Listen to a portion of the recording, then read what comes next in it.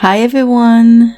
The brand Hippie Crafter sent me this set of watercolor brush pens to review them and share them with you. I have reviewed their acrylic paint a while ago, and I will put a link of that review in the description box. Since I had fun with their paint, I thought it would be nice to try their brush pen, and so they sent me a box of 50 colors plus 2 water brushes.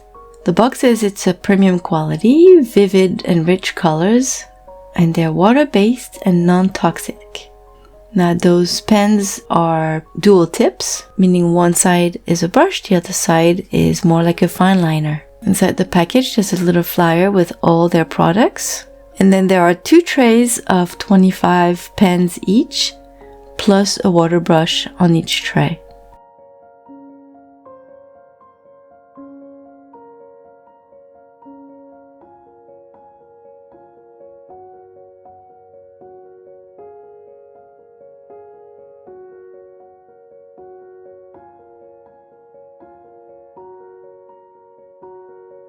The barrel itself is very plain, it's very nice and stylish. It's all black with the color on both sides, and it only shows the brand. There's no color number, no color name, nothing.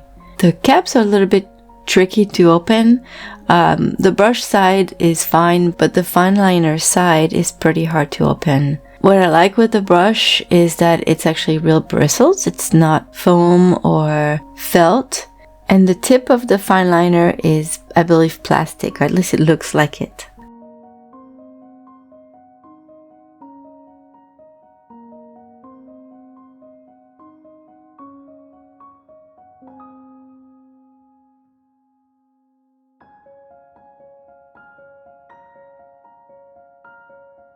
The water brushes have 2 different tips, which to me is a very nice touch. One is a round brush with a very pointy tip, and the other one is a flat brush. So this time I did not do swatches with all the colors. I decided to pick the colors that I thought would work with the reference photo that I picked. So I basically picked all the colors from the set that I wanted and tried them on my watercolor journal. So from what I've read several times, watercolor brush pens are usually better with cellulose watercolor paper. However, I had used this paper before, which is a Paul Rubens watercolor paper, and it is cotton. I had used it with other watercolor brush pens before, and it worked very well. So I thought I would use it again with this set. Right away I found a beautiful pink that I knew would work very well with my reference photo. I put the pigment on the paper and tried to dilute it with the brush, but I just needed to get it started. I had a hard time with the first swatch, but the other swatches were just fine. I just had to get used to those water brushes. The pigments dissolve very well. It's really nice to use those brushes because you can really give a very nice watercolor effect. So I tried different greens. The first one was way too neon for what I was looking for. I wanted something a bit more natural, but I finally found the colors that I wanted.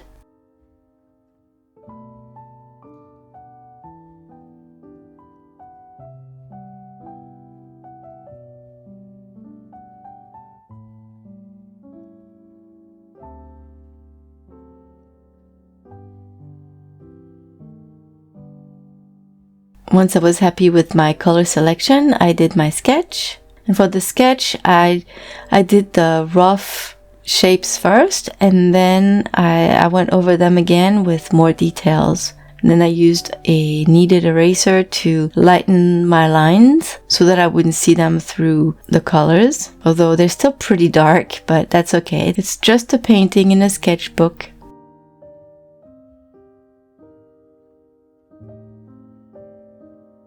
So for this painting, I used 3 different techniques. The first one was to apply the color on the paper, straight from the brush, and then I used a water brush to dilute it. The second technique I used was in areas where the colors were more faint. I didn't want bright pigments on the paper, so I put the pigments on my ceramic palette, and then I picked them up with the water brush, which really watered it down and gave me a nice diluted effect. And the third technique was to just color in the some areas straight with the brush and leave it as is, not adding any water to it. So for the first petal, right away I really enjoyed using those brushes because they dilute so easily, so nicely that they're pretty easy to use. So my first petal was really my test petal to see how, first if it would work well on this paper and how it would continue the painting. And since I really like this technique, then I mostly use this technique with all the petals.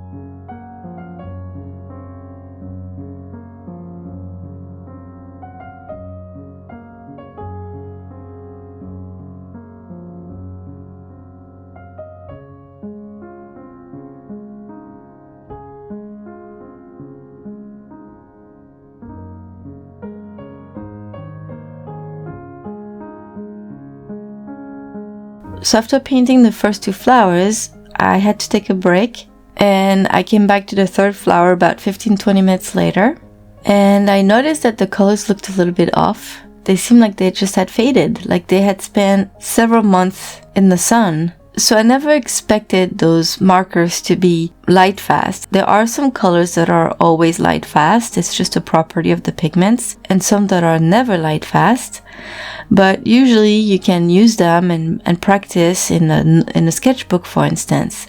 And they will be safe. They won't be exposed to light all the time, to UVs. But with this painting, I'm not even painting in the sun. I'm painting under my desk light. And within 20 minutes, the colors have faded like they had been exposed to the sun for several months. So I thought it was very strange. But I kept on painting. I did my third flower. And then I did a few more layers to the first two flowers. But it kind of, I don't know, I felt disappointed because I had so much fun there. The markers are fun to use. I really enjoyed them. And then I had liked that pink so much that it just looked weird now with the faded pigments. And then I started working on the leaves. First I put the pigment down, and then I diluted it a bit with the water. And then eventually I realized that it was really not necessary, and I finished the last leaves just by filling them in with the markers and not adding any water. Now, I noticed that with the greens, the pigments seem to just stay the same when I put them down on the paper. They didn't fade away. And then same with the blue, when I added the blue to the petals to add some shading, that blue seemed to stay just fine. So I think that it's probably just that pink that I haven't tried all the markers, obviously, from that set. And I'm wondering if that particular marker that I picked just for this painting, I was just unlucky and I got one that just faded away. It's still weird that it just fades away like that. But regardless, I ended up adding the center of my flowers with not very much water. I mostly drew them on, and I added just a little bit of water so that they wouldn't be too sharp. And then last, I added more pink to all the petals to just have a final picture for the end of this video that looked decent. So all in all, I like those markers. I'm sad that I got a pink that didn't work well. I don't know if other colors are like that too. I'm not sure. But they are fun to use, and Two other things that I wish were different with these markers. One is it would be nice if there were either a color name or a color number on the markers so that when you use them, while you're painting with them, you can find the colors you need again, because when I did my swatches, I had a hard time referring back to those greens to find out the right one, because some of them had similar colors on the markers themselves. So I had to swatch them again to make sure that I was picking the right color. So when there is at least a number, it's much easier to be organized when you're painting. And second, I wish the caps of the fine liner side was a lot easier to open. On the plus side, they're not going to dry out because they're really tight, but they're really not very easy to open. So that's about it for my review of the Hippie Crafter watercolor brush pens. I hope you like my cherry blossoms. I always have fun using watercolor brush pens, and I should do it more often. Now for an interesting experience, look at this time lapse. It's just a few seconds, but they were sped up by 100. So it's over a period of about 20-25 minutes. And if you stare at a pink spot and just keep staring at it, by the end of this video, you'll see how it faded. Let me see in the comment if you can actually see it. If not, rewind and try again, or try another spot, but I think it's pretty obvious. Anyways, thank you for stopping by. If you like this video, please give it a thumbs up. Have a wonderful day, everyone. I'll see you soon in another video. Bye-bye.